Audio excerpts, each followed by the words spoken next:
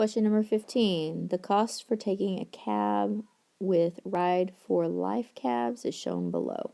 Which statement describes the meaning of the y-intercept in this situation? So all of the y-intercepts given are the same. So just to make sure you understand, this is talking about x and then y. So we're not going sideways at all, but we are going to go up 7. And that's what this says right here. This is starting at 7. And on our graph, it's saying that we have total cost, we have distance traveled. So what does 7 mean? 7 is on the cost axis. So 7 is talking about our cost. I'm just labeling that underneath. And what is the 0 talking about? The 0 is talking about over here, the distance. And that's this other word. So 0 is talking about distance. So now that we kind of understand, let's look at what it says after. It says the y-intercept is 0, 7. Does it mean that the cost is $7 per mile? So is it going to be, when we say per, we usually write the x after it, 7x. So that means like our slope, is 7 the slope? No. Means that the cab starts with 7 miles already on the fare. Okay, 7 is right here, but it's not on the distance. It's on the money. So it's not 7 miles. The y-intercept 07 means that the cab company charges an initial fee of $7. An initial fee is where we start. And that's actually in money. So that looks pretty good. Let's check out the last choice and see if C is going to be it for us or if maybe there's something better. 07 means that the cab company doesn't charge a fee for the first 7 miles. And that is not accurate. And again, 7 is not miles. 7 is talking about our dollars. So C is correct. 7 is your y-intercept. And the equation, if you wanted to write that, you could find another good dot. And you could count your slope and see that your y-intercept is the 0, 7. And that is because that is $7 to start. And this is real life. Whenever you get into a cab, they charge you for riding in the cab before they start actually driving. There is an initial fee that you get charged. Question number 16. Cole is an avid gamer.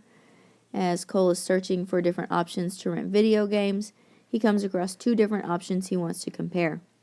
Determine the number of games Cole must rent for 1 month for the cost to be equal between the non-memberships and the members and the membership. Record your answer and fill in the bubbles. Be sure to use the correct place value. So on your test, this one will also be a griddable. So you will be able to practice gridding on this review. So we have a couple options.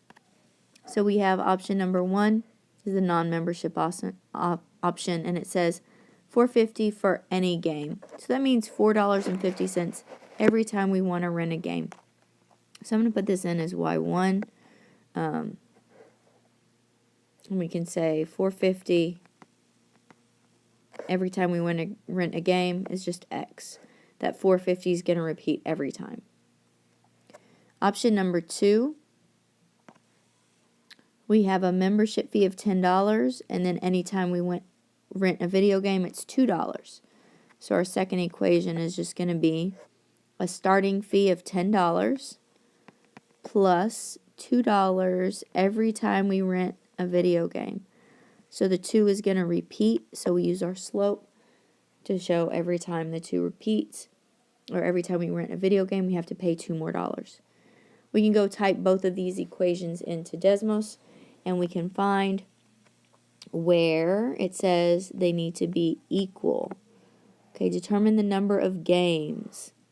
Number of games is looking like our X.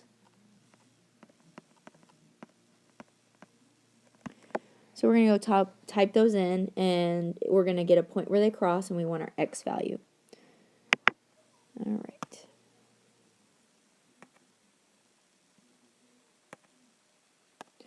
So we have Y equals 450X. And then we had Y equals 10 plus 2X. And there they are. If you are zoomed out, I noticed this as we were starting to do some other questions in class, and you start tapping on things, you might not be tapping on the right space. There's lots of different things that can happen. So zoom in and make sure that you can see very clearly that you're not tapping on your y-intercepts. We're tapping on where the lines are crossing each other. And the answer is going to be 418. So I'm going to go write that down and draw a picture of what we see.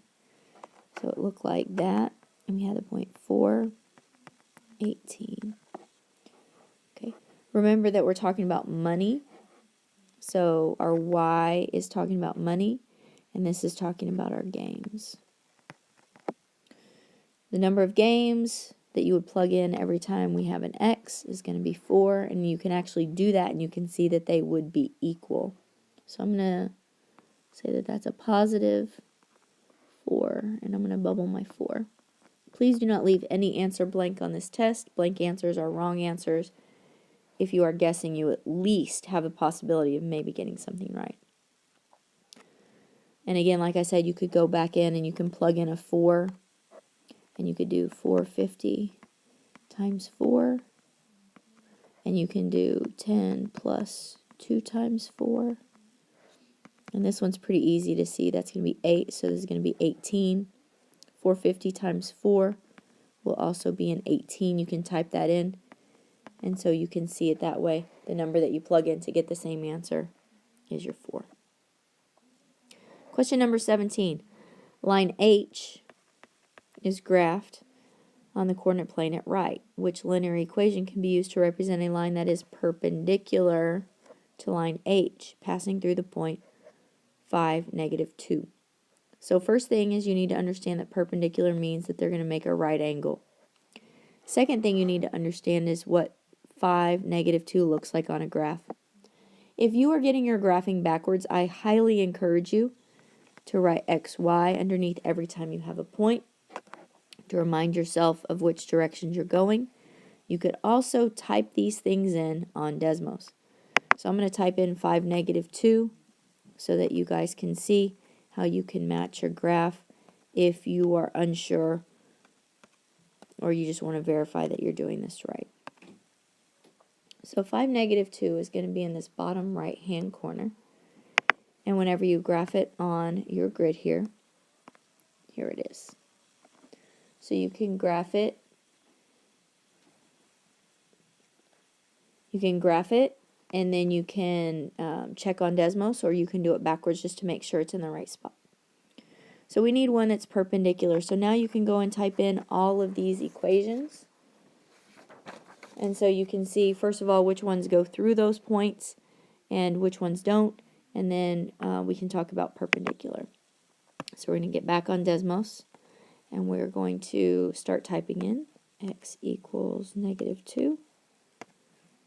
I'm going to type in x equals 5, y equals negative 2, and y equals 5.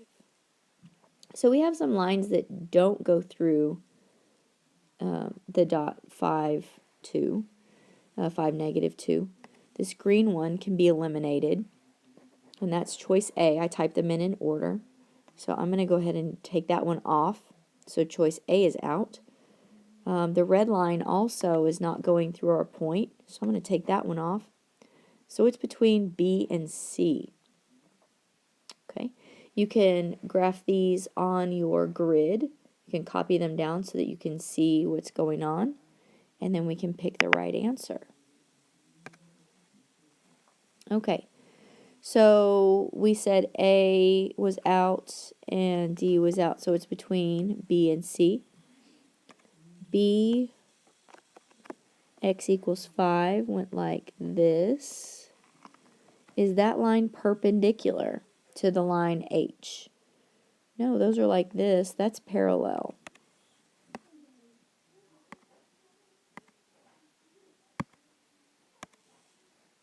So this one's parallel. We can also do the other line, just so we can see what's happening. And this line went right here. Is that line perpendicular to line H? Yes, look right there. They make that right angle. So the correct answer is answer choice C. If you watch the video for all of these questions, please print out another review and try it on your own. You will have to be able to do this on your own on test day. I wish you good luck. Study hard.